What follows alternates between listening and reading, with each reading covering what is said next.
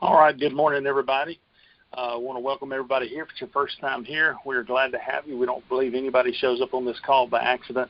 And like I say, if you are joining us for the first time, we're extremely excited you are here.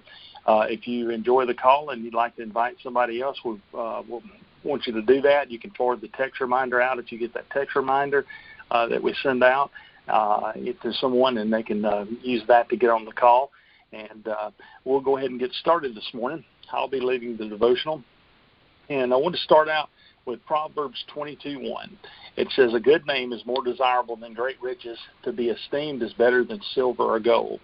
You know, in today's society, that's totally opposite of everything that we've been taught. I know in college we were sort of taught that it was a dog-eat-dog world, and, you know, you did what you had to do to get to the top. And very rarely do we have any professors in business that didn't push us to, basically knock the feet out from under somebody else. And when you did have one that was cared about people and wanted to see others do well and build teams, they were totally opposite of that. I've seen individuals in my lifetime that work harder to bring somebody down compared to what they do to support people. And you look at an example of coaches in sports, they're driven to do whatever it takes to put the W in that column. You know, we have athletes that take illegal substances to try to get the edge on other competitors. And, you know, even politicians, they'll say what they have to say, or whatever they think they need to say to get a vote. But there are people in society that don't think that way, that understand that their reputation is something that's valuable. And I take you back to a gentleman, his name is Cleveland Stroud. You may have never heard of him, but he was a coach at Rockdale County High School in Conyers, Georgia, home of the Bulldogs. And in 1987, he took the boys basketball team to their first ever state championship. And it made it even better because they won with a come-behind victory.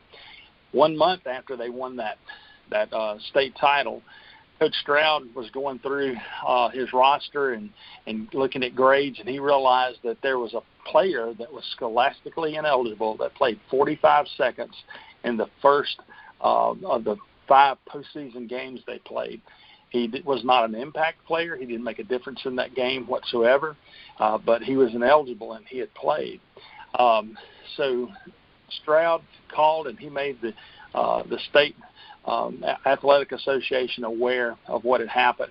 And they showed up, and they took that trophy from the trophy case. And to this day, that trophy case remains empty. And they've not had another state championship. Stroud told everybody, he said, we didn't know he was ineligible at the time. We didn't know it until, a few weeks after the playoffs. And a lot of people said he should have just kept his mouth shut. He shouldn't have said anything, and no one will have ever known. But he told his players, he said that people forget the scores of basketball games. They don't ever forget what you're made of. And he set an example for his team, and he set an example for his community. And to this day, it is, one of those things that the people admire him for being that kind of man. Sometimes people make bad choices, and they catch up with them. 27 years ago, when I was an infant in the claims business, there was a gentleman that was a veteran adjuster that everybody talked about how knowledgeable he was and what a great job that he always has done on his claims. And 6 months later, he lost his job because it was found out that he was taking kickbacks from a contractor. And I don't know how long that had gone on, but eventually he was caught. And I remember seeing him at a hockey game about 6 months after he was fired, and he was having to go around and hawk hot dogs to make money. And I felt so sorry for him because, he made a decision to do something that cost him his reputation, and that was the only job he could get, walking around selling hot dogs at a hockey game. And I don't know how his life turned out, but I'm sure if he could go back and he could do everything over, that he would think twice about taking a kickback because it destroyed his life. In Proverbs 10:9, it says, "Whoever walks in integrity walks securely, but he who makes his ways crooked will be found out."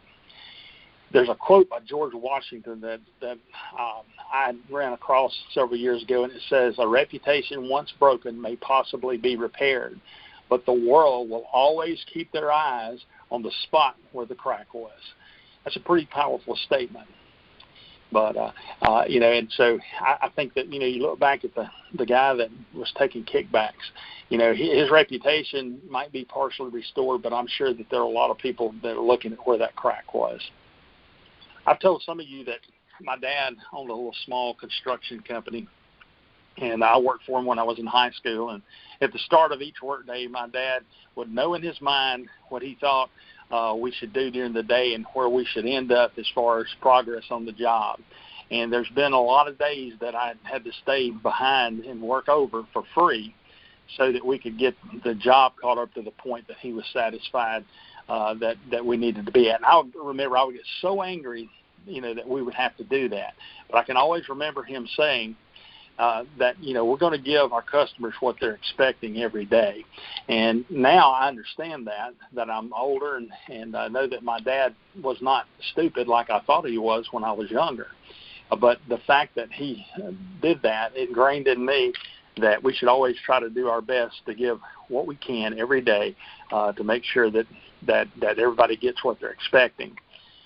In 2 Corinthians 5:10, it says, "For we must all appear before the judgment seat of Christ, so that each of us may receive what is due us for the things done while in the body, whether good or bad." So we're going to be held accountable for that.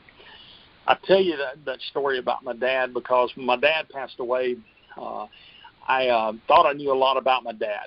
I'd grown to respect the man he was and really appreciated, how he had reared me growing up, but little did I know I was going to learn a lot more. My dad was buried in a cemetery right next to the church where he was a deacon and where I grew up in church. And that day of his funeral, after we concluded the graveside service, the ladies in the church said they were going to prepare a meal for us, and that was for the friends and family that traveled in and out of town. And so that morning I jumped up. I didn't eat breakfast. I ran to the church to meet with some people there about my dad's service and make sure everything was lined out. Went home, picked up my mom, got my wife, and we headed back to the church.